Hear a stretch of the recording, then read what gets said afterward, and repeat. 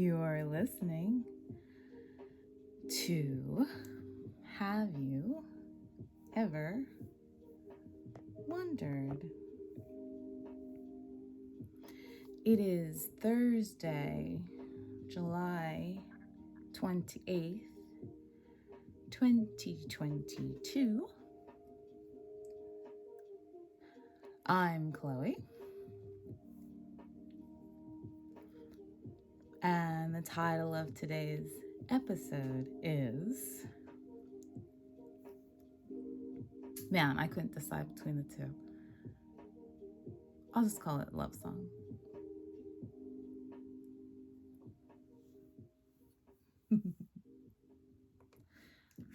Yo, you don't know how many times I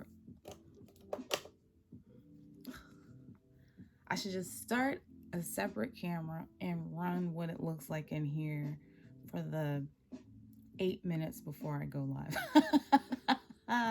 Yikes. Okay. We're here now, though. Things happen. We deal with them. Okay, I know yesterday I said I wanted to choose a topic that was devoid of emotion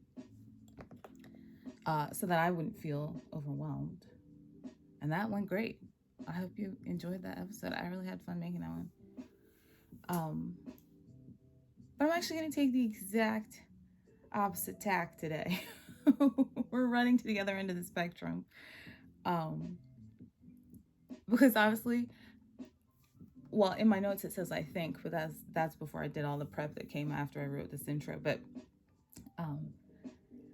it just ended up sort of pegging the VU meter of my mind, if that helps for audio people. If that doesn't help for non-audio people, if you're using an analog console, it has a needle on it, a meter, that essentially shows you how much sound information is coming through the system. And if you overload the system, the meter throws itself all the way to the right-hand side of its little area and then stops moving because it has no place else to go. It's called pegging.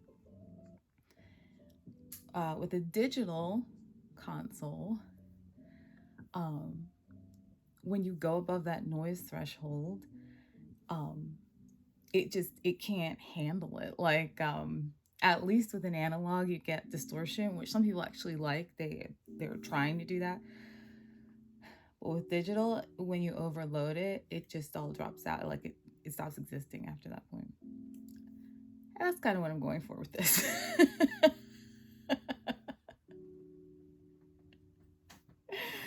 Oh dear. So I was watching the service for Elevation Church the other day, which I do pretty regularly. And by regularly, I mean like once a week or so. And they're having something called Love Week, which, really should be every week. But it's also nice to have like a special emphasis sometimes. And so that's what they're doing this week, basically all over the world where there's a catastrophe, a disaster, a need. They have people in communities all over doing something to help, like on the ground volunteers. But honestly, they spend millions of dollars every year on community outreach. And this is just a focus where they're trying to get more people physically involved in all the other like things that they do year round. It's a cool concept. They're not the only church or organization that does community outreach like this. The church I went to in South Carolina used to call it Serve Fest. There are other non-religious organizations that do similar things, like just people on the ground helping people who need help. It's really cool. But before the message, the pastor took a couple of minutes to do something kind of amusing. And I may end up putting part of this in my story, but when I was looking at it again, I was like, oh, maybe I could just play it now, since we're here now. So, here, now. The greatest love song in honor of Love Week, the greatest love song of all time. Go ahead, tell your neighbor, the greatest love song, just off the dome. It's not gonna be on your tombstone or anything like that. Put it online too in the chat. What's the greatest love song of all time? Put me in C, because I know what mine is. The greatest love song of all time. Now shout it at the stage from every location so I can hear what your answer was. What did you say? Just shout it all at the same time. I Will Always Love You. As performed by Whitney or Dolly? Okay, I'm just checking. Both versions are great. What else? You are kidding me. She said, can't help falling in love. That's my answer. You can't have that answer. That's my answer. Wise men say. I'm not going to sing it to you. That's weird. I'm going to sing it to Holly. Great. Let's see who's there saying on the chat. Anybody else got an interesting? Excuse me? Cody Johnson? That's not a song. Cody Johnson is not a song. Is it? Is that your boyfriend's name, Cody Johnson? Are you about to propose to her? What's going on? Oh, that's the artist. Okay, all right. I want the song. I don't want the artist. We Are the World? Come on, give me some more. These are weak. I'm talking about love songs. Not Oh How I Love Jesus. You are so churchy. They're so churchy on this side. Anybody on this side like a love song? What is it? Okay, whatever. I need to give y'all a music. What if we did this? What if me and Holly, maybe we'll do it around Valentine's Day. We'll do a whole series on relationships, and each week we'll have a different song that we put the scripture with. I'm gonna start working on that. So you got me thinking, after I saw that, how do you narrow that down? Like, I mean, you could hear the audience was definitely struggling. And probably because some of them were, like you said, trying to be too churchy to be real, but like, be real. Can you actually narrow down all the love songs in the world to pick the greatest one? What's the criteria for that? I mean, he like picked that Elvis one, which like, fine for you. That's not mine, but like, all right. I'm going to mention some songs today because I started going through and I'm like, let's look at some love songs, right? More than a few. I was just going to do like a few, but I'm not going to play any of them because me and you two are about to have a fight with these copyright restrictions. But with some of them, if I just mention the title or a few of the lyrics, the song's going to start playing in your head anyway. And then what I decided while I was up in the middle of the night thinking about this, is that I'm gonna put together a story highlight where you can access all the ones I'm gonna mention and other ones I didn't mention and ones I'm gonna think of later. It takes the pressure off. Because every time I wrote down one, I thought of two more. And I've just been listening to music for the last 4 hours. Not that that's a bad thing. Not complaining at all. But I also have to do other things with this day. So I'll just add things to it. And then put links so that you can find them if you want to hear them or hear them again. But let me just give you some of them if you want to start without me. So the first one on my list, I put because it's called Beginnings. It's by Chicago, which is like one of my favorite classic bands. And it is one of my favorite love songs, for real. And basically the guy's just like describing sort of the revelation of spending time with this other person and how it makes him feel, but that he's trying to explain it because the way it manifests is different for him than it does for other people. And at one point in the song, he says, mostly I'm silent. And a lot of times people take silence to mean something is wrong. But for the person who wrote the song, he's just saying like, I'm so overwhelmed by the way that I feel when I'm in your presence that I don't have anything to say. It's not awkward silence. It's not uncomfortable silence. It's not upset silence. It's awe-filled, reverent, oh my gosh, I'm in love with you silence. Just cool. For people out there who emote quietly. Um, yeah, so that one kicks it off. But I'm looking at my notes and it says, "Who am I to say what the greatest one is?" The idea is still kind of amusingly absurd to me. Like, it was fun that he brought it up to the people that were there, but it's been messing with my brain ever since I saw it. Because, like, I don't think it's possible to choose one. Okay, triple threat, R&B triple threat right now. Anita Baker, Luther Vandross, and Sade. Oh. um, so Anita Baker, like, I've mentioned her before in multiple places in real life, on Instagram, here. Um, Anita Baker, okay. I said giving you the best that I got. And the reason I picked that one is because, you know, you can write a song like, here's how I feel, here's this, here's that. But what she's saying in that song is like, I'm in this relationship, like I'm committed now. And as a function of that, I'm coming every day with my best. You know, like not less than that. And that's how I'm showing you how I feel about what we're doing. I respect that. Luther, so amazing. I'm talking about him, but also that's what the song is called. That one, it's sort of like classic Luther, but the album that it's on, which I think is called Give Me a Reason or Give Me the Reason. It's okay, I'll find the link so I don't have to remember, and neither do you. It's one of the ones I think where he's laying to the side.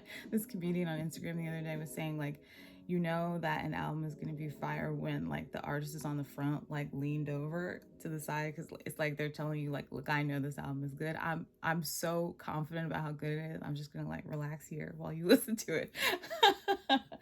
But that's what he's doing on the front of that album, and it supports that theory. And then Sade, Sweetest, Taboo. You know that song. You're giving me the. I was looking at the lyrics, and I'm like, here's how you know this woman really loved whoever the song is for. At one point in the song, she says, "I'd do anything for you. I'd stand out in the rain." Sade is a black woman. How many? Raise your hand as a black woman if you're gonna voluntarily get your hair wet for someone. That is love. Okay.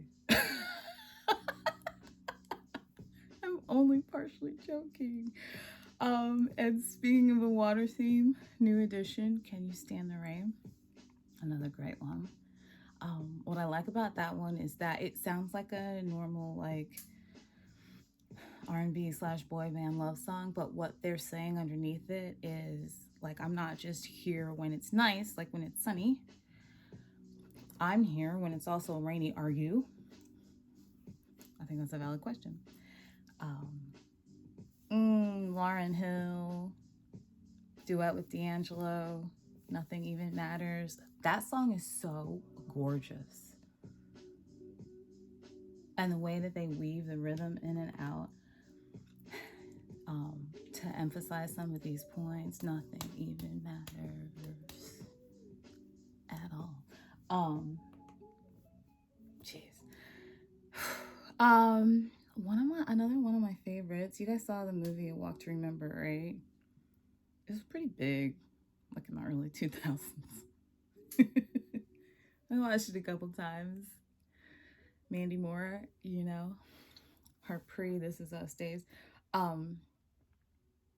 Switchfoot did a lot of the soundtrack for that movie, and one of the songs that they put on there is called You. I've loved that song for a long time.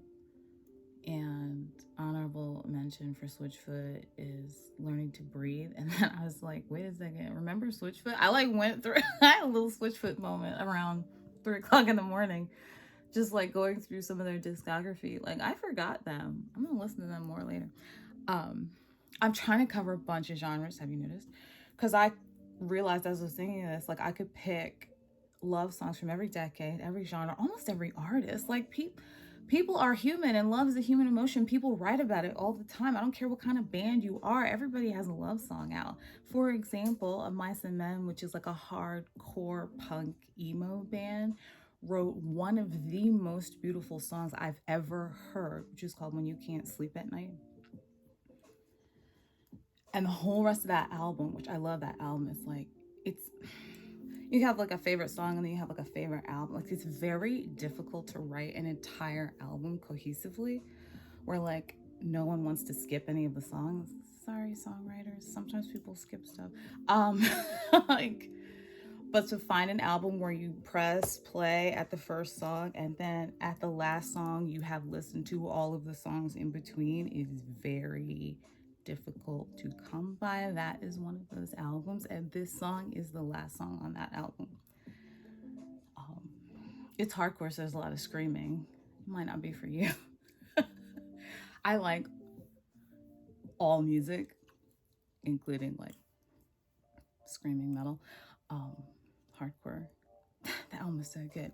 Another band that's really good at putting together cohesive albums, Pond, released an album recently called 9 in 2 versions.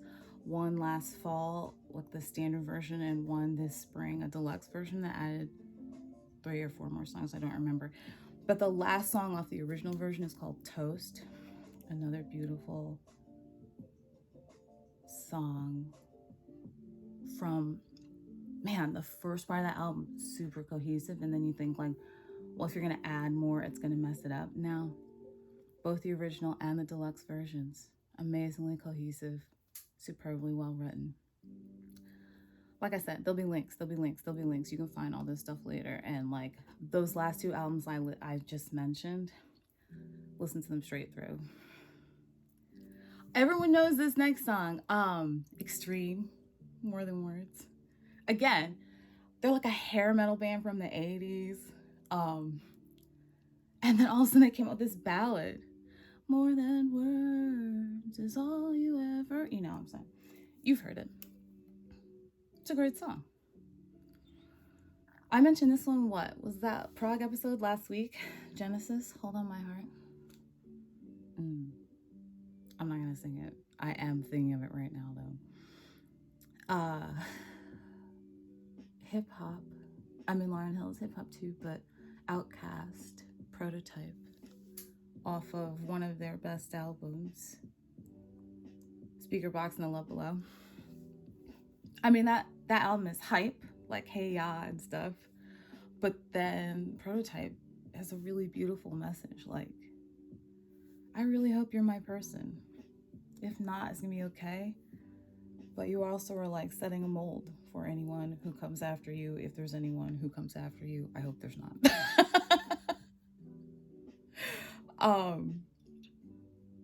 You don't live in the South for an extended period of time without learning to like country music. Okay, maybe you do. Some people do. I did not. I didn't make it out. Sorry. It got me. I tried. Whatever. Shania Twain, again, I really like ethereal music, and so like if something starts out like that, it automatically catches my attention. And she had a song years ago called Forever and For Always. Caught my attention because it starts out this really like beautiful like keyboard synth style ethereal instrumental part, and then her voice like weaves in, but the whole song is beautiful. Diamond Rio, which is such a country music band name. Diamond Rio, Beautiful Mess. That one's kind of funny, and like, you know, like love songs can be funny because love makes people do funny things sometimes. The guy's writing a song about how he's like ruining his life because he's obsessed with this girl. He like is just doing dumb things like showing up late for work and getting in trouble because he's spending time with her, and then waking up late, and then like putting salt in his coffee instead of sugar because he's not paying attention. It's very cute. And then I can't leave country behind without mentioning George Strait, who I used to call my country music husband because I love his music so much. He wrote a song called Living and Living Well. And like every time I hear like the opening measure of it, it just like makes me like 20% happier than I was prior to that. But the message of that song is like he was completely content in his life, like did not think anything was missing or wrong. And then he meets the person that the song is about, and he goes, oh, there's a difference between living and living well. I get it now. So these are all like the happy love songs, you know. But love is not always happy. So there's also like bum you out love songs. I'm not gonna do as many of those because I was having a lot of fun with this, and I didn't want to think about a bunch of like sad love songs, but they're there. And George Strait is a good place to transition between the two because he also wrote this really beautiful song called Desperately, which is about how you feel when the person that you love is gone, and like what each of those days starts to feel like after that. Princess Bride, another movie that everyone's seen, right? If you haven't, put that on your list for this weekend. Most people see it as a kid, I think. Although I don't necessarily think it's appropriate for kids. But I think it was marketed as a kid's movie in the 80s, and then like it just, every generation after that sees it when they're kind of young. There's an all-instrumental track on the soundtrack of that, for that movie, most of which is done by George Knopfler, which... Mark Knopfler, which is called I Will Never Love Again. Isn't that sad? It's such a beautiful song, though. The year, I don't know. I know I was in middle school. The first time I heard the song Wicked Game by Chris Isaak, you know it. I'm not Chris Isaak. I'm not going to sing it.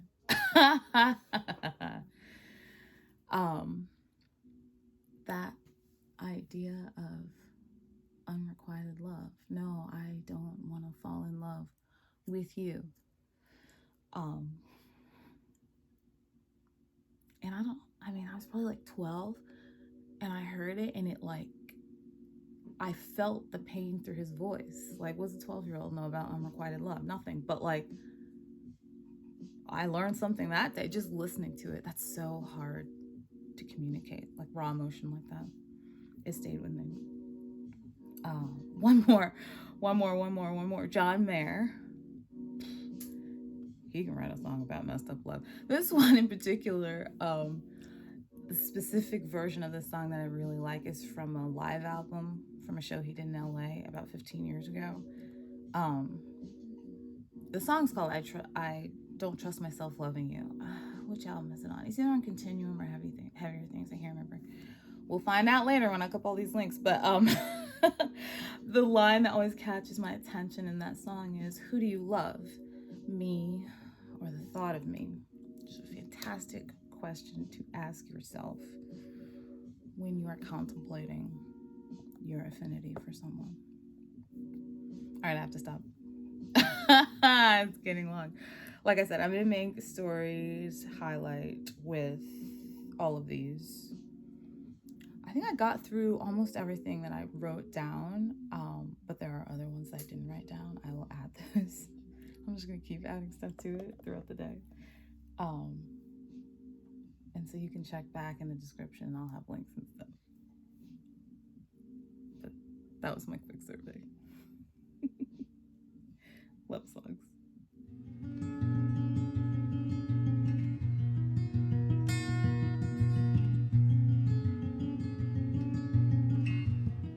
A lot of times when I do music-themed episodes, I pull song lyrics for poetry time. Today is no different.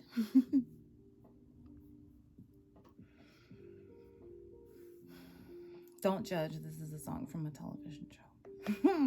That does not stop it from being really good.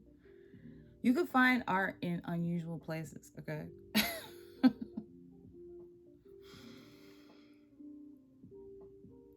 I don't know what year it started. I'm not great with dates, apparently. But there used to be this show on called Nashville. Again, it focuses on country music, but you don't have to like country music to appreciate the show, because it also focuses a lot on like what it's like to try to enter the music industry as an artist, as a songwriter, as a singer, as a record label, like just sort of every facet of it, because the music business is like complicated and kind of convoluted, but it doesn't make it boring. It's stories about people, which is all it is. People trying to make art and trying to get their art out to other people. Yeah, it's really good, but a couple of the main characters have a very complicated love story, and so there are frequently songs written. They hired like for real musicians to help write songs for the show, and then the show features a lot of the songs from the characters who are going through the various situations. And then they produce them for real and record them for real, and then they put them on Spotify. It's kind of a cool system, or they did. All of this is past tense. It's not on anymore. But one of the songs for the two main characters is called My Favorite Hurricane. Kind of like a retrospect of their relationship. I'm not going to read the entire thing. But I'm just going to do like an excerpt. I'll probably post the entire thing though. I'll put it in the list.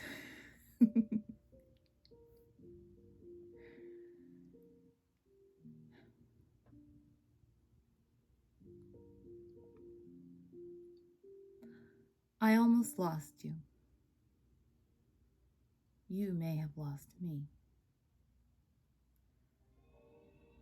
You were on the tip of my tongue in the wind, like a kiss on my cheek. But I lost those years, and they've come and gone. I know they still haunt me, like a lonesome lover's song. But underneath the pain, my favorite hurricane.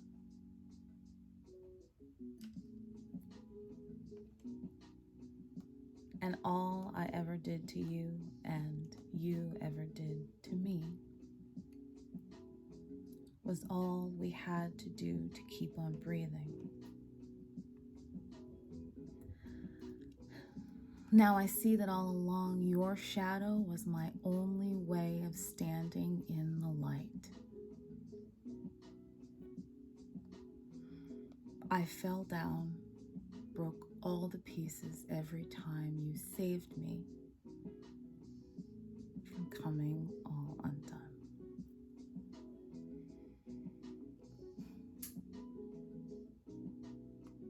It's deep just to hear the words, but the music takes it over the top. I'm sorry if I didn't mention your favorite love song. I'm sorry if you've written a love song, I didn't mention it.